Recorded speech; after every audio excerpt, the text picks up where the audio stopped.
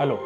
क्या हमारे घर में किसी को एक हाथ में कंपन है, या फिर अभी रिसेंट में ही चलने फिरने में दिक्कत हो रही है, या फिर चलते वक्त वे पीछे रह जाते हैं, या फिर उनको बार बार फॉल्स होना शुरू हो गए हैं? यदि हाँ, तो ये वीडियो हमारे लिए है।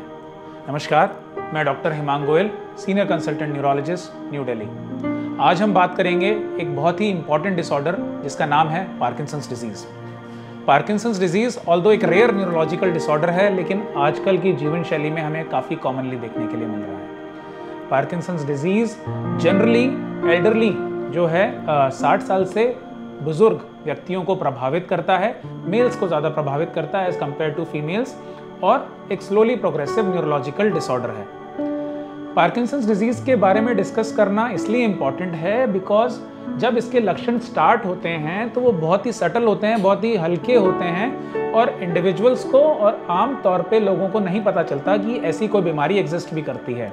तो इस वजह से उनका कई बार अलग अलग तरीके का जोड़ों में दर्द का, हड्डी वाले डॉक्टर से और साइकियाट्री वाले डॉक्टर से डिप्रेशन का, इस तरीके का ट्रीटमेंट चलता रहता है, जिससे कि बीमारी प्रोग्रेस हो जाती है और ट्रीटमेंट इनिशिएशन में डिले हो जाता है। तो आज हम पहले बात करेंगे कि यह बीमारी होती क्यों है। पार्किंसंस डिजीज़ एक न्यूरो डीजनरेटिव डिसऑर्डर है जिसके अंदर जो हमारे दिमाग है उसके सेल्स डीजनरेट होना शुरू हो जाते हैं एज के साथ, समय के साथ। हालांकि अगर हम इडियोपैथिक वैरायटी की बात करें जिसको पार्किंसंस डिजीज़ बोला जाता है, वो या तो एनवायरमेंटल कॉजेज़ की वजह से विटामिन डी डेफिशिएंसी, एजिंग, या फिर जीवन शैली से रिलेटेड चीज़ों की वजह से, सेडेंटरी लाइफस्टाइल, स्मोकिंग, या जेनेटिक फैमिली हिस्ट्री अगर किसी को ट्रेमर्स या पार्किंसंस की है तो उस वजह से डेवलप हो सकती है। अदर कॉजेज जो पार्किंसंस के हैं वो हैं पेशेंट को अगर पहले स्ट्रोक या पैरालिसिस की शिकायत हो चुकी हो, पहले हेड इंजरी हुई हो, पहले कोई ब्रेन का इन्फेक्शन हुआ हो, तो उसके बाद भी पार्किंसंस डिजीज डेवलप हो जाती है। इस बीमारी में होता क्या है? इस बीमारी में ब्रेन के एक स्पेशल सेल्स जो कि एक केमिकल जिसे हम डोपामीन बोलते हैं उसको सिंथेसाइज करने वाले सेल्स डीजनरेट होना शुरू हो जाते हैं। डोपामीन का बहुत ही इंपॉर्टेंट काम है हमारे शरीर में, शरीर के अंदर स्फूर्ति लाना, कोऑर्डिनेशन लाना। तो डोपामीन डीजनरेशन की वजह से हम समझ सकते हैं कि बॉडी के अंदर से स्फूर्ति खत्म हो जाती है, बॉडी स्लो डाउन हो जाती है और बॉडी के अंदर कोऑर्डिनेशन की कमी होने लग जाती है। तो हम इसके आम लक्षण को डिस्कस करते हैं। तो आम लक्षण समझने के लिए पार्किंसंस के एक बहुत ही आसान तरीका है जिसे हम बोलते हैं ट्रैप। ट्रैप में टी स्टैंड्स फॉर ट्रेमर्स। सबसे इंपॉर्टेंट और सबसे आसानी से नोटिस किए जाने वाला लक्षण है ट्रेमर। व्यक्ति विशेष को एक हाथ में यूजुअली रेस्ट ट्रेमर्स होते हैं, बैठे बैठे। किसी शादी पार्टी में हम बैठे देख रहे हैं कि सामने वाला का हाथ ऐसे हिल रहा है, ऐसे हिल रहा है जैसे कि वो माला जप रहे हो। अंगूठे का मूवमेंट ज्यादा हो रहा है और बाकी फिंगर्स का मूवमेंट कम। तो इस तरीके के ट्रेमर्स को हम रेस्ट ट्रेमर्स बोलते हैं, और ये जनरली बैठे बैठे होते हैं, एक हाथ में ज्यादा होते हैं, या फिर व्यक्ति विशेष वॉकिंग कर रहा है और वॉकिंग करते करते एक हाथ में ट्रेमर्स हो रहे हैं। तो ये ट्रेमर सबसे अद्भुत लक्षण है, सबसे दुर्लभ लक्षण है पार्किंसंस डिजीज का। तो इससे आइडेंटिफाई करने में हेल्प मिलती है। R stands for rigidity. व्यक्ति विशेष स्टिफ हो जाता है। स्टिफ हो जाता है मतलब बॉडी के अंदर ऐसा लगता है कि बॉडी वैक्स की बनी हुई है, या फिर स्टिफनेस है बॉडी के अंदर, वो लचीलापन खत्म हो गया है, तो इसे कहते हैं रिजिडिटी। तीसरी चीज है एकाइनेसिया। एकाइनेसिया मतलब चलने फिरने में दिक्कत होना, धीमापन आ जाना। तो व्यक्ति विशेष को चलने में धीमापन हो गया है, वो पहले जो जिस स्पीड से वॉक किया करते थे अब वो अपने ग्रुप से पीछे रह जाते हैं, या फिर चलते चलते नीचे के पैर उनके रुक जाते हैं और वो गिर जाते हैं आगे की तरफ मुंह के बल। And P stands for Parkinson's.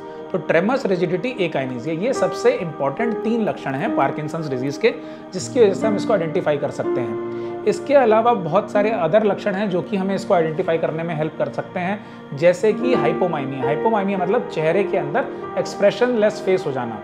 Expression less face हो जाना, चेहरे की ब्लिंकिंग कम हो जाना, ऐसा लगता है कि व्यक्ति विशेष डिप्रेशन में है या फिर वह जवाब नहीं दे रहे हैं किसी बात का। तो वो हाइपोकाइनेसिया है, वो एक्सप्रेशन लेस फेस है, जिसकी वजह से ना वो स्माइल कर पा रहे हैं, ना रो पा रहे हैं, अपने एक्सप्रेशंस नहीं एक्सप्रेस कर पा रहे हैं, लेकिन वो फील सब कुछ कर पा रहे हैं। इसके अलावा होता है नींद में सोते सोते बड़बड़ाना।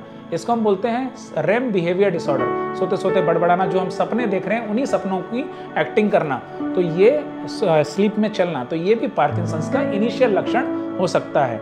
इसके अलावा चीज़ों की स्मेल ना आना, एनोस्मिया, ये भी एक इंपॉर्टेंट लक्षण है पार्किंसंस का, एंड ये भी डोपामाइन डेफिशिएंसी से ही रिलेटेड है। तो हमें ये आइडेंटिफाई करना चाहिए कि हमारे किसी रिलेटिव को, हमारे किसी बुजुर्ग को या फिर आसपास किसी को इस तरीके के लक्षण तो डेवलप नहीं होने लगे, या फिर वो बार बार गिर जा रहे हैं और उनको फ्रैक्चर्स डेवलप हो रहे हैं मल्टीपल साइट्स पे बार बार। तो ये एक इनिशियल लक्षण हो सकता है पार्किंसंस का। अब इसको आइडेंटिफाई करना क्यों इंपॉर्टेंट है? हमें ये समझना पड़ेगा कि पार्किंसन एक न्यूरो डिजेनरेटिव डिसऑर्डर है और प्रोग्रेसिव डिसऑर्डर है। इसका मतलब क्या है कि ये धीरे धीरे समय के साथ बढ़ता है और एक टाइम पे इस लेवल पे पहुंच जाता है कि व्यक्ति विशेष बेड बाउंड हो जाता है। अब बेड बाउंड होने से रोकने के लिए हमें इसको टाइमली आइडेंटिफाई करना जरूरी है, क्योंकि हमारे पास डोपामिनर्जिक थेरेपी अवेलेबल है।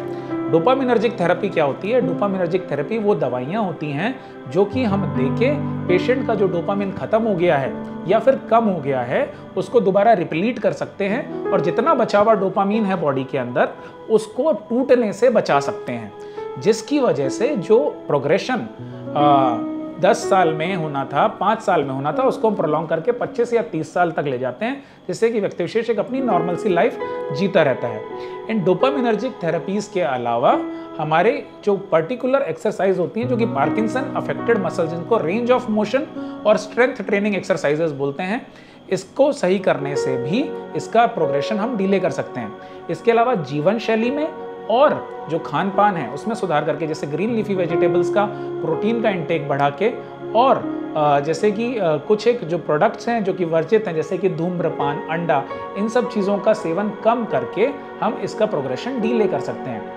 तो ये हमें जानना ज़रूरी है कि पार्किंसन एक न्यूरो डिजेनरेटिव और प्रोग्रेसिव डिसऑर्डर है, और इसको टाइमली आइडेंटिफाई करना ज़रूरी है और न्यूरोलॉजिस्ट से मिलना आवश्यक है, जिससे कि हम इसका प्रोग्रेशन डिले कर सकें और फॉल्स होने से प्रिवेंट कर सकें, बेड बाउंड स्टेटस होने से प्रिवेंट कर सकें।